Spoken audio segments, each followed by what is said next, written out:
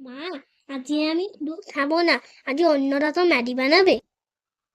ছেলের আবদারে রান্নাঘরে চেনা ম্যাগিতে দিলাম একটু আলাদা টুইস্ট। প্রথমে ম্যাগিগুলো সেদ্ধ করে নিতে হবে। দুটো ডিম ফাটিয়ে নেব। এবার কড়াইতে সাদা তেল দিয়ে ডিমের ঝুড়ো বানিয়ে নেব।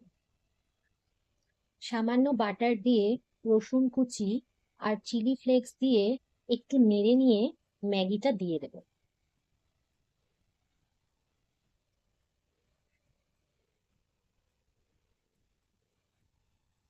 একটু নেড়ে চেড়ে ওপর থেকে অল্প করে আরেকটু বাটার দিয়ে দেবো।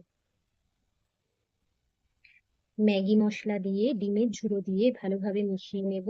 নামানোর আগে সামান্য গোলমরিচের গুঁড়ো দিয়ে আর ধনেপাতা কুচি দিলে আরো ভালো লাগবে। রেসিপিটা ভালো লাগলে লাইক আর ফলো করে দিও।